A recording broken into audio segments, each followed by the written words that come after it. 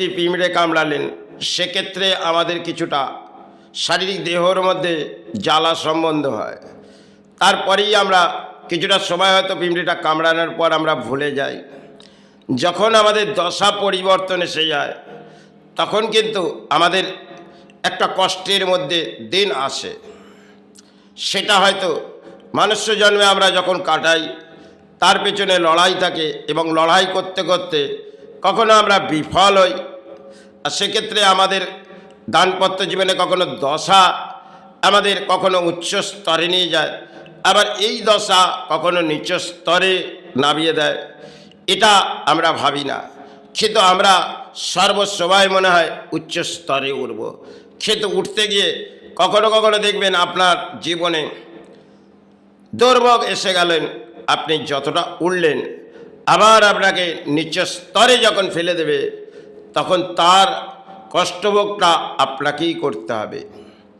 হয়তো এনজয়ের মাঝে জীবনটা কাটাচ্ছেন, এনজয়টা হয়তো অর্থ থেকে করছেন, আবার এই অর্থ আপনার সঞ্চয় হচ্ছে, আর এই অর্থ যখন সঞ্চয় হতে হতে যখন বিলিংয়ের পথ আসবে তখন তার সাহারা খুঁজে পাবেন না। কেন, যে অংশে অর্থ হয়তো সঞ্চয় হচ্ছে আর কাল সেই অংশের অর্থ নাও সঞ্চয় হতে পারে। কারণ দশা যখন বিভ্রান্ত করে দেবে তখন দেখবেন অর্থটা যতটা আসছিল সেটা আসা কিছুটা বন্ধ হয়ে গেল। তখন আপনার বিলাসিতাটা মনে হয় করা যাবে না, আর বিলাসিতা যেভাবে হয়তো করা হলো সেটাকে মেনে নিয়ে হয়তো করা হলো, এটা আমার জীবনে আসছে। কিন্তু কখনো যখন ঝড় বয়ে আসবে তখন এই বিলাসিতাটা আমাদের যখন উৎপাত হয়ে করে যাচ্ছি তখন এই বিলাসিতার ভাগটা আমাদেরই দেখতে হবে। কারণ আমরা বিলাসিতার পেছনে চলেছি, আর এই বিলাসিতা, একটা গাড়ি নিলাম, একটা অট্টালিকায় বহু কিছু লাগালাম, তার পেছনে একটা ভারসঙ্গ আছে, সেটা হচ্ছে ওজন নয়, তার পেছনে অর্থের ভারসঙ্গ আছে। যখন অর্থটা আপনার কাছে কিছুটা সঞ্চয় কমে যাবে তাহলে ভারসঙ্গটা আপনার বুঝিয়ে দেবে যে আপনার ভারসঙ্গ প্রকৃতিতে সময় সময় কমে, আবার সময় সময় হয়তো বাড়ে। কিন্তু যখন আপে ডাউন করতে করতে আপনার একটুই জীবনে আপে ডাউন, যেরকম এসিজি মেশিনটা কখনো দেখবেন বহু উচ্চ স্তরে আপে ডাউন করছে, আবার এসিজি মেশিনটা থমকে গেলেন, তখন জীবনযাত্রার কিছুটা লড়াই যেন ভেঙে পড়লেন। আর তখন আমরা চিৎকার করে বেড়াই, হায় অর্থ এলো না। আজকের যে সমাজের দুটি মানব জাতিরই বলবো, তাদের মধ্যে বিলাসিতাটা অধিক, আর এই বিলাসিতা করতে গিয়ে তারা কোথায় দাম্পত্য জীবন চলে আসে।